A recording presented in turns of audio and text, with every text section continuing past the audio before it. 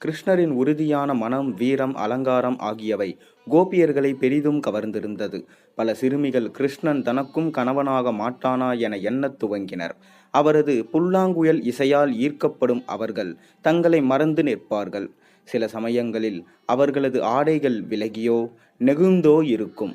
ஆனால் இசையிலும் கிருஷ்ணரின் அழகிலும் லயத்து போகும் அவர்கள் இவ்வாறு ஆடை நெகிழ்ந்தது கூட தெரியாமல் அவரையே கண்கொட்டாமல் பார்த்து கொண்டிருப்பார்கள். அப்பகுதியில் வசித்த பழங்குடி இன பெண்களும் கிருஷ்ணரை காதலித்தனர்.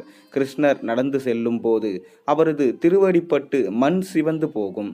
அந்த சிவந்த மண்ணை எடுத்து குழைத்து தங்கள் மார்பிலும் முகத்திலும் பூசிக்கொள்வார்கள் பழங்குடியின பெண்கள். அவர்களுக்கு ஏற்கனவே காதலர்களோ கணவர்களோ உண்டு. இருப்பினும் அவர்கள் தொட்டால் தீராத காம இச்சை. கிருஷ்ணரின் காலடிப்பட்ட மண்ணை எடுத்து மார்பில் தடவினால் அடங்கிப் போகும். இது தவறில்லையா? பெண்கள் ஒருவனுக்கு ஒருத்தி என்ற உணர்வுடன் வாழ வேண்டாமா என கேட்பீர்கள். அவர்கள் ஒருவனுக்கு ஒருத்தி என்ற உணர்வுடன் தான் வாழ்ந்தார்கள். ஆனாலும் காமம் குறையவில்லை. கிருஷ்ணரின் காலடிப்பட்ட மண் உடலில் பட்டதும் காம இச்சை தீர்ந்து விடுகிறது. அதாவது காமம் மிகுந்தவர்கள் பகவான் கிருஷ்ணரின் பாதால் போதும் காமம் என்ற பேய் உடலிலிருந்து பறந்துவிடும் என்பதே இதன் தாத்பர்யம். மேலும் கோபியர் கிருஷ்ணரின் நினைவிலேயே மூழ்கி கிடந்தனர். கடவுளின் நினைப்பில் மூழ்க கிடப்பது எவ்வகையிலும் தவறாகாது. இப்போதும் இது தொடரத்தான் செய்கிறது. திருமணத்துக்கு முன்னும் பிறகும் நம் பெண்கள் சிவனையோ திருமாலையோ முருகனையோ உள்ளன்போடு வணங்கத்தான் செய்கிறார்கள். அது பக்தி என்று ஏற்றுக்கொள்ளப்படுகிறதே தவிர ஒரு ஆணுடன் கொண்ட உறவாக கொள்ளப்படாது. காமம் என்ற உணர்வு கிருஷ்ணரை நினைத்தாலே போய்விடும். காமம் நீங்கிவிட்டால் உலகில் பிறப்புகளே இருக்காதே. மீண்டும் பிறக்கக்கூடாது. கிருஷ்ணனுடன் கலந்திருக்க வேண்டும் என்பதே கோபி கிருஷ்ண காதல் மூலம் நாம் தெரிந்து கொள்ள வேண்டியது. கிருஷ்ணர் யமுனையில் அதிகாலையில் குளிக்கும் பெண்களின் பின்னால் செல்வார். ஒரு மரத்தின் மீது அமர்ந்து கொள்வார். கோபியர் தங்கள் ஆடைகளை முழுமையாக களைந்துவிட்டு ஆற்றில் இறங்கிடாடினார்கள். கோபியர் கரையில் கழற்றி வைத்திருந்த ஆடைகளை எடுத்து மரபொந்தில் ஒளித்து வைத்தார் கிருஷ்ணர். கரைக்கு வந்த கோபியர் ஆடைகளை காணாமல் தவித்தனர். எப்படி வீட்டுக்குச் செல்வது என தவித்த வேளையில், உங்கள் ஆடைகள் என்னிடம் உள்ளன என மரத்தின் மீதிருந்த ஒரு குரல் கேட்டது. கோபியர் நிமிர்ந்து பார்த்தனர். மரத்தின் உச்சியில் அமர்ந்திருந்த கிருஷ்ணரை கண்டு வெட்கப்பட்டனர். கண்ணா, பெண்கள் குளிக்கும் இடத்தில் உனக்கு என்ன வேலை? போதாக்குறைக்கு எங்கள் ஆடைகளையும் கவர்ந்து கொண்டாய். இப்போது நாங்கள் எப்படி மேலே வருவது என்றாள். கிருஷ்ணர் கலகலவென சிரித்தபடியே, நானாகவே இங்கு வந்தேன். நீங்கள் என்னை மனதில் நினைத்தீர்கள், என்னை பற்றி பாடினீர்கள், என்னையே அடைய வேண்டுமென மனதார வேண்டினீர்கள். அது எனக்கு கேட்டது, வந்தேன் என்றார். இது நிஜம்தானே? கோபிகைகளால் அவர்களுக்கு பதிலளிக்க முடியவில்லை. இருந்தாலும் உடைகளை பெறும் பொருட்டு அதற்காக நாங்கள் ஆடைகளை எப்படி மேலே வந்து பெற முடியும்? நீயாக கீழே வைத்துவிட்டு போய்விடு என்றனர். கோபியரே, ஒரு பெண் கணவரை தவிர பிறர் முன்னிலையில் ஆடையின்றி இருக்கலாகாது. நீங்கள் என்னை திருமணம் செய்து கொள்ள வேண்டுமென துர்க்கையை வழிபட்டு விரதம் இருந்தீர்கள். உங்கள் கணவனாகிய என் முன்னால் வருவதற்கு என்ன வெட்கம்? வாருங்கள், வந்து பெற்றுக்கொள்ளுங்கள் என்றனர். அவர்கள் தயங்கவே, பெண்களே, ஆடையின்றி தண்ணீரில் இறங்குவது குற்றம் என்பதை புரிந்து கொள்ளுங்கள். உங்கள் செயலால் வருணன் கோபமடைந்துள்ளான். எனவே நீங்கள் வருணனை நினைத்து மனதார வணங்கி இனி இவ்வாறு ஆடையின்றி குளிக்க மாட்டோம் என சொல்லி அவனிடம் மன்னிப்பு கேளுங்கள். பிறகு மேலே வந்து ஆடையை பெற்றுக்கொள்ளுங்கள் என்றான். இப்படி கிருஷ்ணரின் லீலைகள் தொடர்ந்து கொண்டிருக்க நாரத முனிவர் கம்சனை அழிப்பதற்குரிய காலம் நெருங்கிவிட்டதை அறிந்தார். அவர் நேராக கம்சனிடம் சென்றார். கம்சா, சௌக்கியமாக இருக்கிறாயா? உன் சௌக்கியம் நீண்டு நீடிக்க வேண்டும் என்ற ஆசையில் நான் இங்கே வந்திருக்கிறேன். ஆனால் நீயோ உன்னை அழிக்கப் போகும் கிருஷ்ணரும் பலராமனும் பெரியவர்களாக வளர்ந்து விட்டதை அறியாமலேயே இருக்கிறாயே. அவர்களை சீக்கிரம் கொன்றுவிடு. இல்லாவிட்டால் உன் அழிவை யாராலும் தடுக்க இயலாமல் போய்விடும். நீ சுதாரிப்பாக இருக்க வேண்டும் என்பதாலும் உன் மீது நான் அக்கறை கொண்டவன் என்பதாலும் சொல்கிறேன். உன் மீது ஏமாற்றிய வசுதேவரையும் நந்தகோபனையும் விட்டு வைக்காதே என்றார். கம்சனும் அவரது கருத்தை ஆமோதித்து வேண்டிய ஏற்பாடுகளை உடனடியாக செய்வதாகச் சொன்னான். நாரதர் தன் கடமை முடிந்த திருப்தியுடன் சென்றார். கம்சன் கிருஷ்ணரை கொல்வதற்குரிய ஏற்பாடுகளை துவங்கினான். சிவசக்தியான காலபைரவருக்கு மிருகபலி கொடுத்தான். சில யாகங்களையும் செய்தான். கிருஷ்ணர் வரத்து கொண்டிருந்தும் யது வம்சத்தை சேர்ந்த அக்ரூகர் என்பவரை அழைத்து, அன்பு நண்பரே, விருந்தாவனத்தில் வசிக்கும் கிருஷ்ணர், பலராமர், வசுதேவர், நந்தகோபர், எனது தங்கை தேவகி, எனது தந்தை உக்கிரச்சேனன், சித்தப்பா தேவகன் ஆகியோரை கொல்லப் போகிறேன். எனது அரசியல் காரியங்களில் என் தந்தை தலையிடுவதால் அவரையும் கொல்ல வேண்டியுள்ளது. எதிரிகளே இல்லாத நிலையில் இவ்வுலகை சிரமமின்றி ஆள்வேன். எனக்கு என் மாமனார் ஜராசந்தன், துதுவிதா என்ற குரங்கு அரசன், சம்பரசன், நாகராசுரன், பானாசுரன் என்ற எனது நண்பர்கள் உதவுவர். நீங்கள் உதவ வேண்டும் என்றான். அக்ரூரர் அவன் சொல்வதை கேட்டு எம்மாதிரியான உதவி என்றார். அக்ரூரரே, கிருஷ்ண பலராமர்களை இங்கே ஒரு மல்யுத்த போட்டி நடப்பதாகச் சொல்லி அழைத்து வாருங்கள். அவர்கள் வரும் வழியில் குவலயா பீடம் என்ற யானையை அவிழ்த்து விடுவேன். அது அவர்களை கொல்லும். ஒருவேளை தப்பிவிட்டால் எனது மல்யுத்த வீரர்கள் கொல்வார்கள் என்றான். அக்ரூரர் கிருஷ்ணரின் பக்தர். அவருக்கு கம்சன் சொன்னது பிடிக்கவில்லை. இருப்பினும், கம்சனே, உன் நண்பன் என்ற முறையில் சொல்கிறேன். திட்டம் தீட்டுவது மனித அறிவு. அதை வெற்றி பெற செய்பவன் இறைவனே. ஒருவேளை இவ்விஷயத்தில் நீ தோற்று போகலாம். நல்லதை சொல்ல வேண்டியது நண்பனின் கடமை என்பதால் சொன்னேன். இருப்பினும் உனக்காக கிருஷ்ணரிடம் சென்று அவரை அழைத்து வருகிறேன் என்றார். சர்வம் ஸ்ரீ கிருஷ்ணார்ப்பணம். சொன்னபடியே விருந்தாவனம் சென்று கிருஷ்ணரை சந்திக்கும் நாளுக்காக காத்திருந்தார். அவரது பக்தர் என்ற முறையில் கிருஷ்ணரை அருகில் இருந்து தரிசிக்கும் பாக்கியம் கிடைக்கப் போவது பற்றி மகிழ்ந்தார். அதே நேரம் கம்சனின் பிரதிநிதியாக வந்திருப்பதால் கிருஷ்ணர் தன்னை என்ன செய்வாரோ என்ற பயமும் மனதில் எழுந்தது. இருப்பினும் தனது தேரில் சென்று கிருஷ்ணர் இருக்கும் இடத்தை அடைந்தார். விருந்தாவனத்துக்குள் அக்ரூரனித்ரதம் நுழைந்தது. ஓரிடத்தில் மரகத மாலையையும் வெள்ளி மாலையையும் சேர்ந்து ஒளி வீசியது போன்ற பிரகாசம் ஏற்படவே ரதத்தை நிறுத்தினார். அங்கே கிருஷ்ணரும் பலராமரும் ஒளி பொங்கும் உடலுடன் நின்று கொண்டிருந்தனர். ஆங்காங்கே நடந்ததால் மணலில் பதிர்ந்த அவர்களது பதிச்சுவடுகளை தான் அக்ரூரர் முதலாக பார்த்தார். அவற்றை மனதார ரசித்தார். அந்த பாத சுவடுகளை பார்த்த பிறகு கிருஷ்ணா பலராமரின் முகங்களை உற்று நோக்கினார் அக்ரூரர். கண்ணீர் தாரை தாரையாக வழிந்தது. கிருஷ்ணா பலராமர் அவரை எதிர்கொண்டு வரவேற்றனர். எதிரியின் தூதராய் வந்தாலும் தனது பக்தர் அக்ரூரர் என்பது அந்த பரந்தாமனுக்கு தெரியும். அவர்கள் விரைந்து வந்து அக்ரூரரை வரவேற்றனர். அவரது கையை பிடித்து அழைத்துச் சென்றனர். அவருக்கு ஒரு பசுவை தானமாக வழங்கினர். அவரை உணவருந்தச் செய்து சந்தனம் முதலானவை பூசி உபசரித்தனர். இதன் பிறகு அக்ரூரர் கம்சனின் திட்டம் பற்றியும் நாரதர் அங்கு வந்து சென்றதை பற்றியும் தகவல் தெரிவித்தார். மதுராவில் தனுர் யக்ஷ விழா நடக்க இருப்பது பற்றியும் அதில் கோகுலத்தில் உள்ள இளைஞர்கள் அனைவரும் வரவேண்டும் என்ற கம்சனின் உத்தரவு பற்றியும் சொன்னார். கிருஷ்ணர் அதற்குரிய ஏற்பாட்டை உடனடியாக முடித்தார். அவர்கள் மதுராவுக்கு புறப்பட்டனர். தேர் புறப்பட்டது. கோபியர்கள் வந்து மறித்தார்கள். கண்ணா, நீ போகாதே என கண்கலங்கியே தடுத்தார்கள். அவர்களின் மனநிலையை புரிந்து கொண்ட கிருஷ்ணர் அவர்களிடம், அருமை கோபியர்களே, என்னை உங்கள் மனதில் கட்டி போடாதீர்கள். என்னை அவிழ்த்து விடுங்கள். உங்களுடன் கழித்து விளையாடுவேன் என உறுதியளித்தார். கோபியர் ஒரு வழியாக வழிவிட ரதங்கள் புறப்பட்டன. செல்லும் வழியில் யமுனை நதி வந்தது. அங்கே ஒரு 5 தலை நாகம். அது தன் உடலை மடித்திருக்க அதன் மீது விரிக்கப்பட்ட பஞ்சு மெத்தையில் பரமாத்மா சயனித்திருக்கும் காட்சி அக்ரூரருக்கு தென்பட்டது. ஆம், மாயக்கண்ணன் தன் பக்தனான அக்ரூரருக்கும் இப்படி காட்சி தந்தார். இந்த தரிசனத்தின் போது அக்ரூரர் மனம் குளிர்ந்து கிருஷ்ணரை துதித்தார். தேர்கள் மதுராபுரைக்குள் நுழைந்தன. அக்ரூரர் தனது இல்லத்திற்கு வரும்படி கிருஷ்ணரை அழைத்தார். கிருஷ்ணர் அவரிடம், அக்ரூரரே, மதுராவில் உள்ள என் குல எதிரிகளை அழித்த பிறகு உமது இல்லத்துக்கு வருகிறேன் என்றார். அக்ரூரருக்கு மனதுக்கு கஷ்டமாகி இருந்தாலும் அந்த கடவுளின் வார்த்தையில் நிச்சயம் அர்த்தம் இருக்கும் என்பது புரிந்து கொண்டு கம்சனிடம் சென்றார். கிருஷ்ணர் மதுராவிற்கு வந்துவிட்ட செய்தியை அவனுக்கு அறிவித்தார். கிருஷ்ணா, பலராமர் தன் திட்டப்படி மதுராவுக்கு வந்துவிட்டாலும் கம்சனுக்கு உள்ளூர பயம். அவர்களை எப்படியும் மடக்கிவிடலாம் என திட்டம் தீட்டியிருந்தான். கிருஷ்ணா பலராமர்கள் மதுரா நகரை தங்கள் நண்பர்களுடன் சுற்ற ஆரம்பித்தனர். அந்த நகரம் மிக நேர்த்தியாக இருந்தது. மாளிகை போன்ற வீடுகளில் உள்ள கதவுகள் 10 மாற்று பசும் பொன்னால் செய்யப்பட்டிருந்தன. செல்வச் செழிப்புக்கு இலக்கணமான ஊர் அது. எதிரிகளை மடக்க ஆங்காங்கே அகழிகள் தோண்டப்பட்டிருந்தன. கிருஷ்ணர் வழியில் சென்ற ஒரு சலவை தொழிலாளியை அழைத்தார். நீ எனக்கு அரண்மனைவாசிகள் உடுத்தும் விலை உயர்ந்த ஆடைகளை கொடு என்றார். அந்த தொழிலாளி, சிறுவனே, கம்சராஜாவின் ஆடைகளை கேட்கும் அளவுக்கு உனக்கு தைரியம் வந்து விட்டதா? ஓடிப்போய்விடு, மன்னரின் தண்டனைக்கு ஆளாகிவிடாதே என்றார். கிருஷ்ணருக்கு கோபம் வந்துவிட்டது. அவனை ஒரு அடி அடித்தார். அவன் இறந்து விட்டான். இதை பார்த்து கொண்டிருந்த ஒரு தையல்காரன் ஓடி வந்தான்.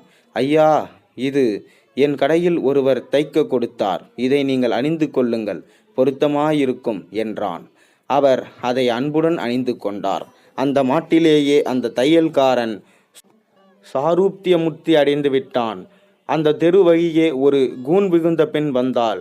அவள் கிருஷ்ண சகோதரர்களை கவனித்தாள். அவள் இளமையானவள், ஆனால் ஊனமுற்றவள். கம்சனுக்கு சந்தனம் பூசுவது அவளது பணி. அவள் அவர்களை கண்டதும் அழகில் சொக்கி நின்றாள். பெண்ணே, நீ யார்? இந்த சந்தன கிண்ணத்துடன் எங்கே செல்கிறாய் என்றதும் அவள் கம்சனின் அரண்மனைக்கு செல்வதாக தெரிவித்தாள்.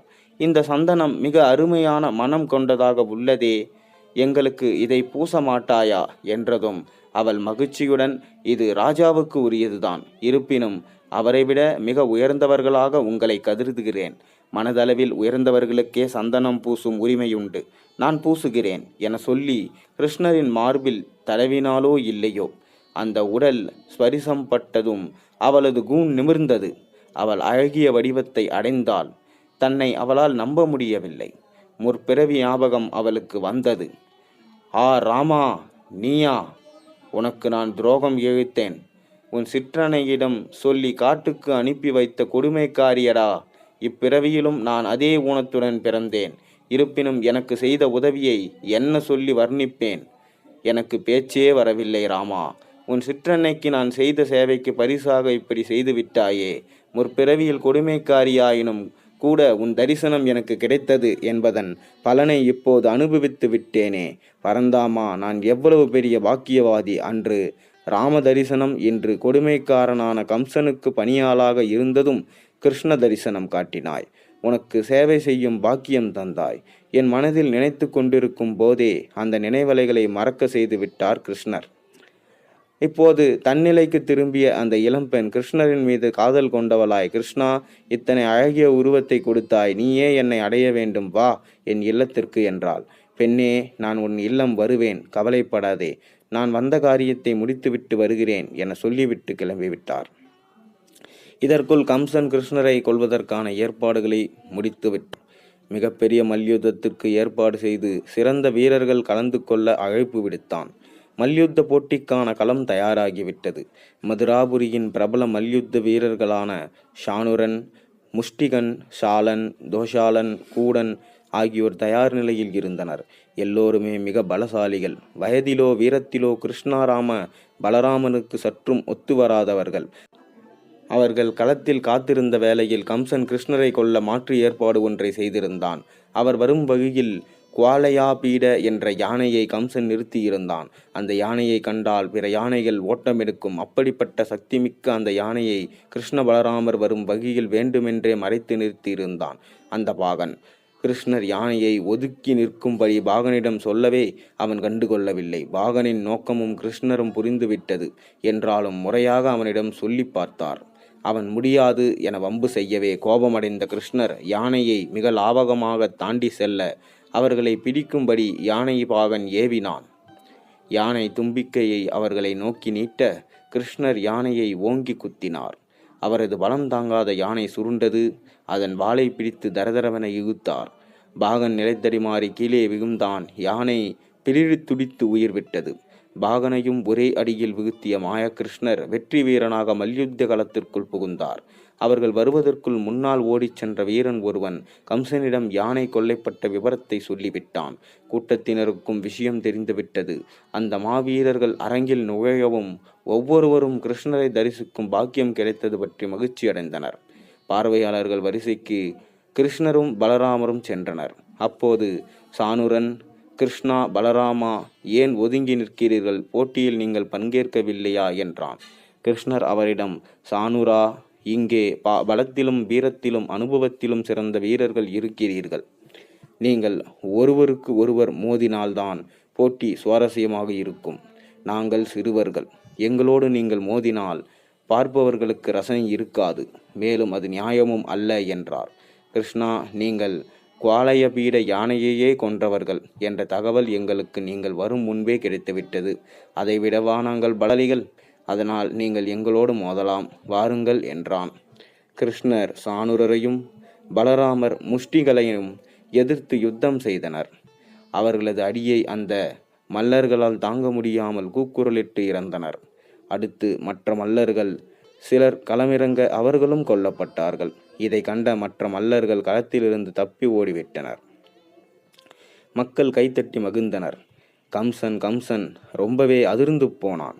கிருஷ்ணர் பலராமரை பாராட்ட மனமில்லாது மட்டுமின்றி, வீரரே, இந்த கிருஷ்ணரையும் பலராமனையும் மதுராபுரியை விட்டு விரட்டி அடியுங்கள்.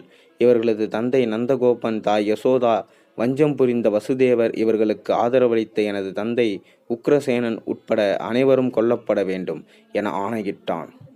கிருஷ்ணருக்கோ மகா கோபம். சற்றும் நியாயமின்றி நடந்த அந்த கொடியவன் மீது பாய்ந்தார். அவனது கிரீட தட்டிவிட்டார். அவனது தலைமுடியை பிடித்து இழுத்தார். ஆசனத்தில் இருந்து சரிந்து விழுந்த அவனை இழுத்து வந்தார். மல்யுத்த களத்தில் அவனை கொண்டு வந்து கீழே தள்ளினார். மார்பின் மீது ஏறி அமர்ந்தார். கம்சனுக்கு மூச்சு முட்டியது. ஒரே குத்தில் அவன் உயிரை விட்டான். அவனது உயிர் வைகுண்டத்தை அடைந்தது. கொடுமைக்காரனாயினும் சதா சர்வகாலமும் கிருஷ்ணரையே நினைத்தவன் அவன். அவரால் தனக்கு மரணம் ஏற்படுமோ என பயந்து கொண்டே சிந்தித்தவன். வைகுண்டத்தில் அவனுக்கு சாப்ரூபிய சொர்ப்பம் கிடைத்தது. இந்த சொல்லுக்கு நாராயணனைப் போலவே உருவமெடுத்தல் என்பது பொருள். வைகுண்டத்தில் இருப்பவர்கள் நாராயணனை வணங்கி நாராயண வடிவத்தை பெறுவார்கள். அந்த வடிவத்தை கருணை கடலான நாராயணன் கம்சனுக்கு அளித்திருந்தார். கீதையில் தத் பாவ பாவித் என்று சொல்லப்பட்டுள்ளது. ஒருவன் பூமியில் இருக்கும் போது என்ன நினைக்கிறானோ அதற்கேற்ற மறுபிறவியை அடைகிறான். கம்சன் பயத்தின் காரணமாக கிருஷ்ணரை நினைத்தாலும் அவரையே நினைத்து கொண்டிருந்ததால் இந்த உயர் நிலையை அடைந்த முடிந்தது அவனால். கம்சனுக்கு கங்கர் என்பவர் உள்ளிட்ட 8 சகோதரர்கள் இருந்தார்கள். கிருஷ்ணரால் அவன் கொல்லப்பட்டதை அறிந்ததும் அவர்கள் மிகவும் ஆத்திரப்பட்டனர். அவர்கள் கிருஷ்ணரை பழிவாங்க விரைந்து புறப்பட்டனர். தாய்மாமனை கொல்வதை வேதம் அனுமதிக்கவில்லை. ஆனால் கம்சனை கொல்ல வேண்டிய நிர்பந்தம் கிருஷ்ணருக்கு ஏற்பட்டது. ஏனெனில் கம்சனை கிருஷ்ணரை தவிர வேறு யாராலும் கொல்ல முடியாது என்பது அசரீரி வாக்கு. அதன் காரணமாக பகவான் இங்கே வேதத்தின் கட்டளையை மீற வேண்டியதாயிற்று. சரி, இது அனுமதிக்கப்பட்ட ஒன்றானால் இப்போது தன்னை தாக்க வரும் மற்ற தாய் மாமன்களை என்ன செய்வது? எல்லோருமே தேவகியின் சகோதரர்கள். இவர்களை அழிக்க ஒரே ஒரு வழிதான் தன் அண்ணன் பலராமன் தான். ஏனெனில் அவர் ரோகிணியின் மகன். அவ்வகையில் எதிரே நிற்பவர்கள் தாய் மாமன்மார் ஆக முடியாது. அந்த 8 பேரையும் கொல்லும் பணியை பலராமர் ஏற்றுக்கொண்டார். குவாலயபீட யானையை கொன்றபோது கிருஷ்ணரும் அவரும் ஆளுக்கொரு தந்தத்தை ஒடித்து வந்திருந்தனர். அந்த தந்தத்தை கொண்டு கம்சனின் சகோதரர்களை தாக்கினார் பலராமர். ஒருவன் பின் ஒருவராக அவர்களை கொன்றார். அப்போது தேவலோகத்திலிருந்து மலர் மாறி பொழிந்தது. கிருஷ்ண பலராமரின் வீரமான செயல்களில் யசோதையும் நந்தகோபாலரும் ஆனந்தமாகி கண்ணீர் வடித்து நின்றனர். கிருஷ்ணர் கடவுள் என்பது நன்றாக தெரிந்துவிட்டதால் அவரை தொட அவர்களுக்கு தைரியம் வரவில்லை. கிருஷ்ணரோ அவர்களின் பாதத்தில் விழுந்து ஆசி வழங்க சொன்னார். அவர்கள் கடவுள் என்பதால் அவருக்கு ஆசி வழங்கும் தகுதி தங்களுக்கு இல்லை என கருதி அவர்கள் ஒதுங்கி நின்றனர். அப்போது கிருஷ்ணர் அவர்களிடம், தாயே தேவகி, என்னை பெற்றவள் என்றாலும் நீயே என்னை வளர்த்தாய். என் பால்ய பருவ விளையாட்டுகளை நீயே ரசித்தாய். அம்மா, இந்த உடல் தாயின் உறவால் பிறக்கிறது. அதன் காரணமாக பெற்றவர்களுக்கு கடன்படுகிறது. இந்த கடனை தீர்க்கும் அளவிற்கு சம அளவுள்ள பொருள் எவ்வுலகிலும் இல்லை. ஏனெனில் மனிதனாக பிறந்தவனுக்கு மட்டுமே எல்லாவற்றையும் அனுபவிக்கும் பாக்கியம் கிடைக்கிறது. மனித பிறவிக்கு மட்டுமே இந்த உடலை விடுத்து இறைவனிடம் சேர்வதற்குரிய அறிவு தரப்படுகிறது. பெற்றவர்கள் வேறு, வளர்த்தவர்கள் வேறல்ல. அவ்வகையில் நீங்கள் என்னை ஆசீர்வதிக்க தகுதியுள்ளவர்கள் ஆகிறீர்கள். இதை கேட்டு மகிழ்ந்த யசோதை தம்பதியினர் தங்கள் அன்பு மகனுக்கு வாரி அணைத்தனர். பலராமனுக்கு முத்தமகை பொழிந்தனர். அவர்களது கண்களில் கண்ணீர் பெருகியது. இதன் பிறகு தன் தாத்தா உக்கிரசேனரை சந்தித்த கிருஷ்ணர் யது ராஜ்யத்தின் அதிபதியாக அவரை அறிவித்தார். கம்சனுக்கு பயந்து ஒளிந்திருந்த மன்னர்களெல்லாம் மகிழ்ந்து உக்கிரசேனரை பணிந்து வணங்கினர். மதுரா மக்கள் கிருஷ்ணரை தினமும் வணங்கும் பாக்கியம் பெற்றனர். முகுந்தா என கூறி அழைத்தனர். இதற்கு முக்தியும் பரந்தாமனும் தருபவன் என பொருள். நிச்சயமாக மதுரா மக்கள் பரமானந்தத்தில் மூழ்கி நின்றனர் என்றதில் மிகையல்ல. சில நாட்களுக்கு பிறகு விருந்தாவனத்துக்கு யசோதையும் நந்தகுமாரரும் புறப்பட்டனர். கிருஷ்ணரை அவர்கள் அழைத்தனர். அம்மா, எனக்கு இன்னும் சில கடமைகள் இங்குள்ளன. வசுதேவர் தேவகியை சிறையிலிருந்து விடுவித்து அவர்களுடன் சில நாட்கள் தங்கி வருகிறேன். என்னை வளர்த்த உங்களை என்னால் மறக்க முடியாது. அண்ணாவும் என்னுடன் தான் இருப்பார். நாங்கள் நிச்சயம் விருந்தாவனத்துக்கு வருவோம் என்றார். அவர்கள் மகன்களை பிரிந்து கண்ணீருடன் புறப்பட்டனர். இதன் பின்னர் தேவகியும் வசுதேவரையும் கிருஷ்ணர் சிறையிலிருந்து விடுவித்தார். வசுதேவர் தன் பிள்ளைகளுக்கும் கர்க்க முனிவர் என்பவர் மூலம் புனித நூல் சடங்கை செய்து வைத்தார். கிருஷ்ணர் பிறந்தபோது மனதால் செய்த பசு அவர்கள் நிஜமாகவே செய்தனர். பின்னர் தன் மகன்களை சாந்தபனி முனிவரிடம் கல்வி பயில அனுப்பி வைத்தார். இத்தனை காலமும் மாடு மேய்த்து திரிந்த அந்த இளைஞர்கள் இப்போது அறிவியல், அரசியல், கணிதம், சகுனக்கலை, வைரங்களுக்கு பட்டை தீட்டும் கலை என சகல சாஸ்திரங்களையும் ஆசானிடம் கற்றனர். பயிற்சி முடிந்ததும் ஆசானிடம் குருவே, தங்களுக்கு தர வேண்டிய குருதட்சிணை என்ன என்றதும் குரு ஏதும் பேசாமல் அருகிலிருந்த தன் மனைவியை பார்த்தார்.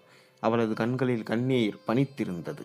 தாயே, தங்கள் கண்கள் பனித்திருக்கின்றன.